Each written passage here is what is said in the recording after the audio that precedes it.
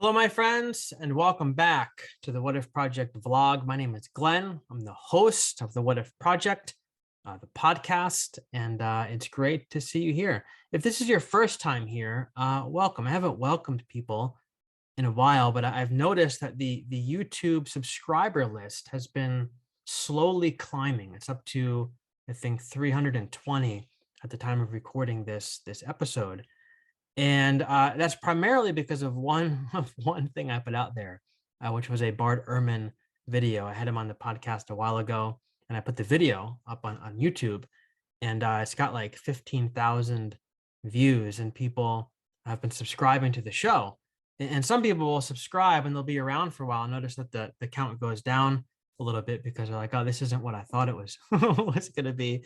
So they hang around for a little bit and they go. But we've got like 315 people. And so thank you for subscribing, and thank you for hanging around. Thank you for watching the videos and sharing them and all the different things. If you're wondering, like, what in the world is the What If Project and what is this thing about? Really simple. It's a podcast. It's a blog. You can find the blog at whatifproject.net/blog. It's a vlog, which is this video thing. And really, we explore the question, what if? What if there are ways of thinking about God and faith and spirituality and the Bible and heaven and hell, LGBTQ people, all the different things that are just way different than what our traditions have handed us? And if you're like me, I grew up in a very conservative evangelical world.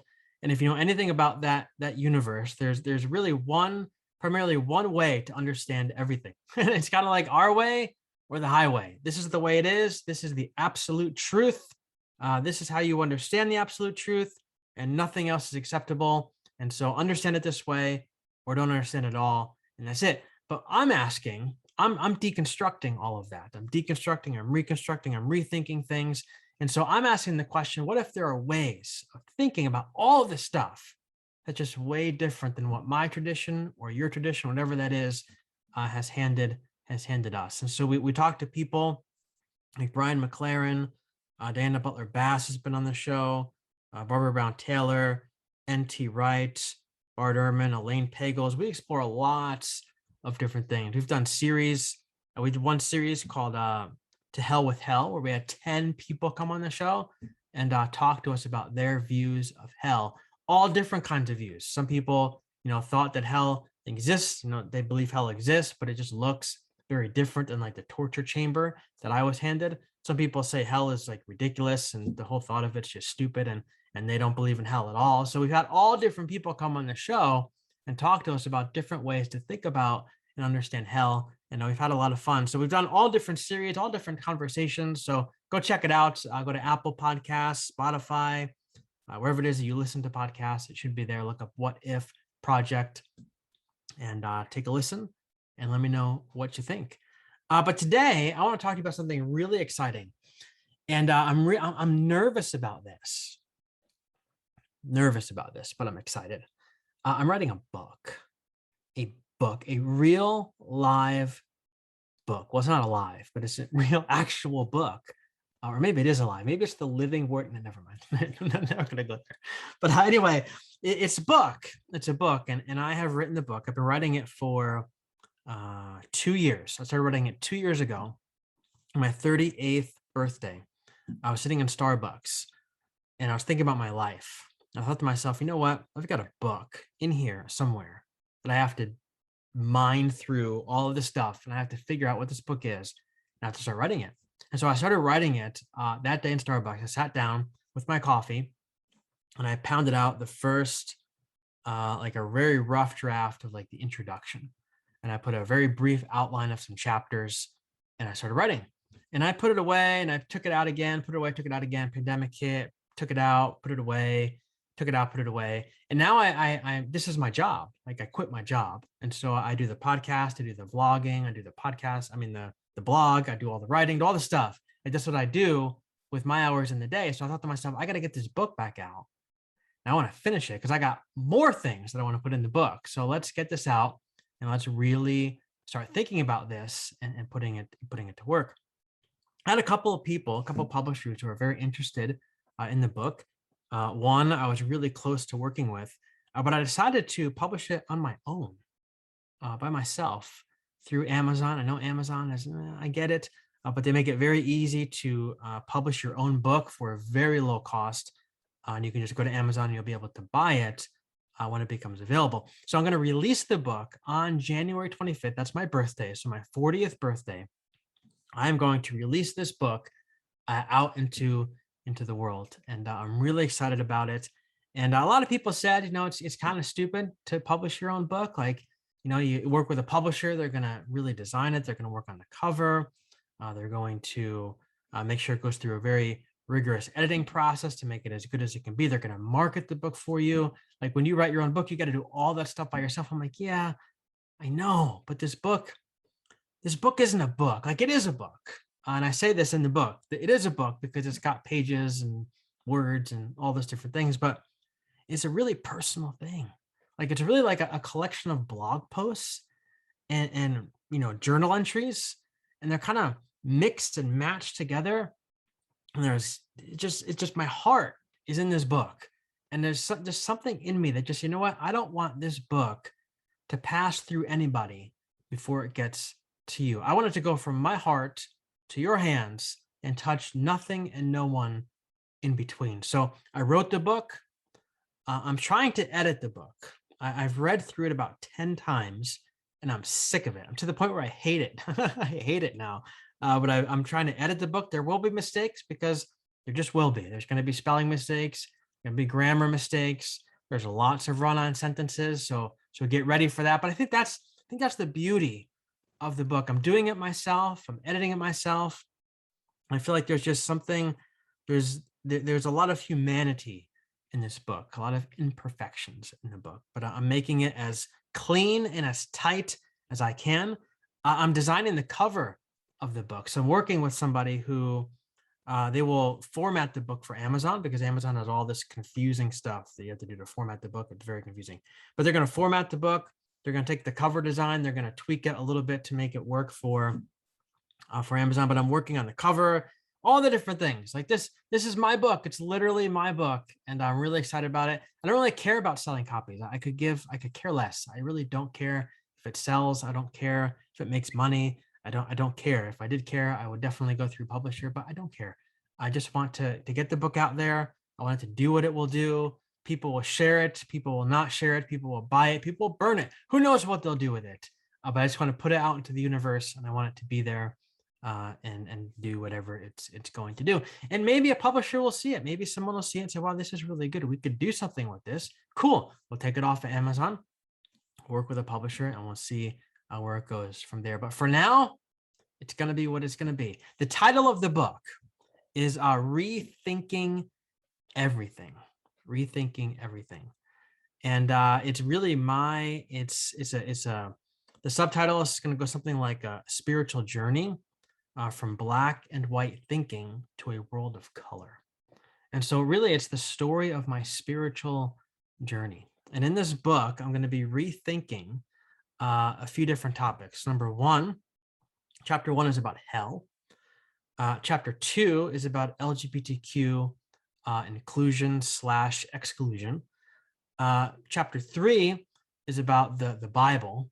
And chapter 4 is about salvation and the cross and the gospel and all the different kinds of things. And then chapter 5 is going to be called something like A Letter to the God That I Used to Believe in. And we're going to see what kind of waves and ripples that makes. But the book is just me rethinking these big topics. And there's a lot of topics that I could have explored, because I've explored a lot of stuff over the last 4 or 5 years of my life. But these 4 topics, hell, LGBTQ, the Bible, and salvation, are the 4 topics that have really consumed like the majority of my attention and the majority of my energy. And so I just have a lot of ideas swimming around up here that I have to just get out of my brain, onto the paper, and into the world. And so I'm excited about this book. Like I said, January 25th, that's my 40th birthday.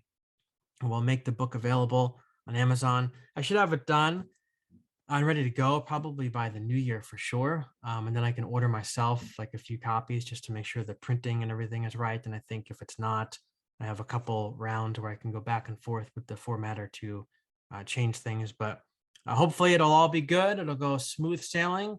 I'll let you know when you can buy it. You can go on there and buy it, and you can like it and not like it, or whatever it is it's going to be. Buy it for your friends, buy it for your family, buy it for your fireplace, whatever it is you're going to do. But what I wanted to do today, I'd like to read for you. I have it on my screen here. I'd like to read for you the beginning of chapter 1. So I'm gonna read for you my book, and I might even do an audiobook. I don't know if I'm gonna do an audiobook. Maybe I will. Maybe I won't. I don't know how much of this I'm gonna read. I'm gonna read a little bit until I feel like I don't want to read it anymore, and I'm gonna leave it hanging somewhere. Where am I gonna leave it hanging? We'll leave it hanging. Leave it hanging right there. All right, so I'm going to read for you a couple pages. The book, by the way, if you're wondering how long it is, it's at 41,584 words, 133 pages in Microsoft Office, Microsoft Word. So my dissertation was a little shorter than this, actually. So this is a little bit longer than my doctoral dissertation. There's a lot of white space. If you look at my blog, I do a lot of spacing. So I don't know how long the book is going to be. It could be like 200, 250 pages. I don't know.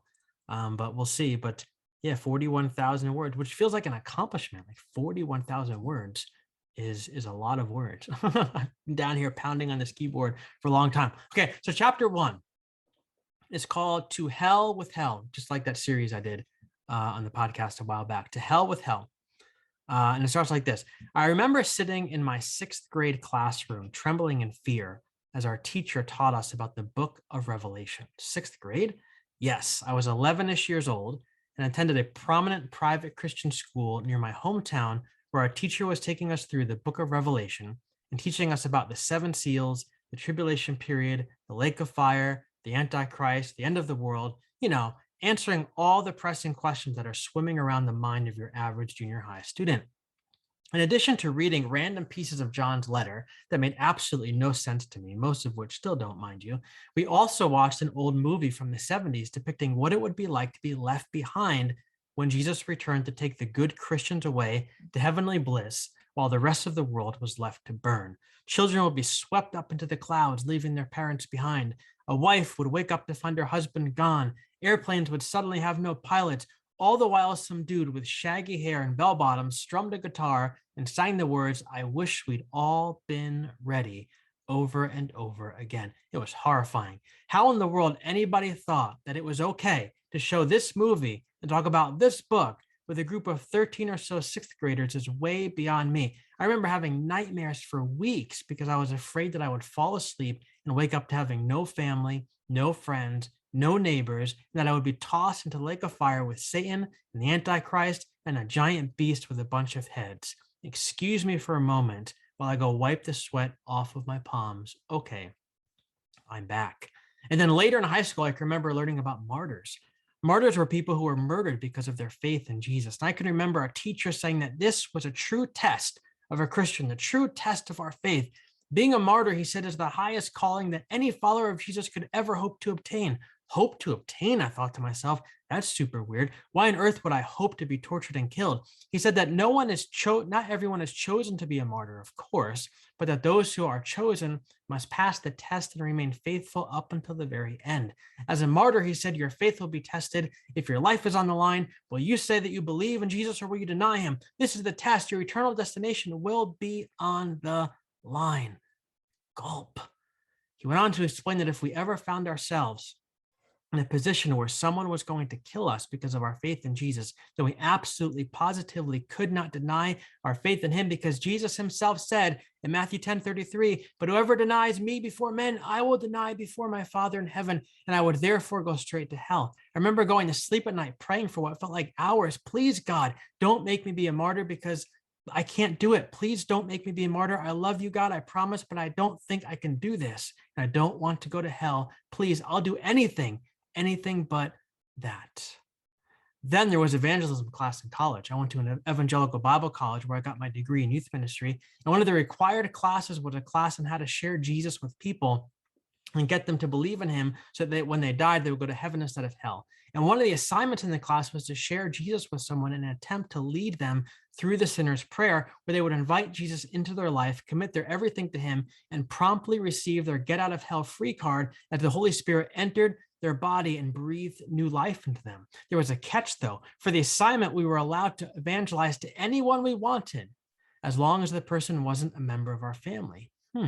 I always thought that was super strange, right? Like, what if I'm supposed to talk to my parents about Jesus? What if my parents don't believe the right things about God? What if God brought me to this class and this assignment so that I would be the one to share Jesus with them and lead them through the sinner's prayer? And what if my professor making me choose someone else for the sake of an assignment would ultimately send my parents to hell if our house was to randomly combust and we all died that night? Would God really send my parents to hell? I remember asking that to a teacher back in junior high school and learning that God will send anyone to hell if they don't believe that Jesus is their Lord and their Savior, and if they don't invite him into their hearts. What about Jews? I asked. I was the kid with 1,000 questions. I was relentless. I still am. Yes, especially Jews. They refuse to accept Jesus as their Savior. They mockingly say that he was just a prophet or a teacher. I remember that really blew my mind because I immediately thought about the Holocaust that we were learning about in our social studies class. And I thought to myself, if all of this stuff about hell is real and true, and if God really sends people to hell for all of eternity because they don't believe the right things about Jesus, and if Jews aren't exempt from all of that, well, then God is no better than Hitler, right? Hitler put the Jews in literal ovens where he promptly ended their lives on earth, but God will pick up where Hitler left off and put them in an eternal oven where they'll suffer and burn and cry for mercy for all of eternity without ever getting it. God is a monster. And I'm really not sure that God can be trusted. Hell never sat well with me. And that's where I'm going to leave it for you. That's the opening of the book. And I talk about hell in that chapter. And in the LGBT chapter, I talk about my experience growing up with LGBTQ people, what I was taught. And then in the Bible chapter, all about the Bible, my experiences. And then also in the salvation chapter, all about my thoughts about salvation growing up and what I was taught. Then each chapter, I kind of take you through the journey of what it looked like for me to begin rethinking these things, and then where I'm at with these things now today. And the book, I should add, the book is not, it's not going to give answers to things. I'm not looking to tell you what to think, what to believe. I don't really care what you believe. I say that in the book. I don't care. I don't give a rip what it is you believe. As long as what you believe, you're not using it to shame somebody, hurt somebody, whatever. I don't really care. You can believe whatever it is that you want about hell. You want to believe it's a torture chamber? Fine. I don't care. Whatever it is. This is what I believe. This is where I'm at now. This is my journey. And this is where I'm at today. And so I'm excited about the book. We'll see what happens with it. But the goal, January 25th, is my tentative, I guess, release date in case something could go wrong. I have no idea. But as far as I know, the book is done. I have a couple more things to edit. It's going off to the formatter. They should get it back to me by the new year. Upload it to Amazon, and I just got to hit a button, from what I understand, to make it available to the masses of people. So anyway, thank you, my friends, for dropping by today. Thank you for listening to me stumble my way through the book. I haven't read it out loud. So that was like the first time I really read it out loud. It's been in my head. I've been reading it quietly as I've been sitting here at my desk, editing it and reading it the 5,000th time that I have. But thank you for listening.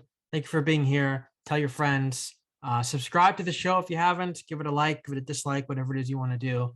And come on back next time. Much love to you, and I'll see you later. Peace.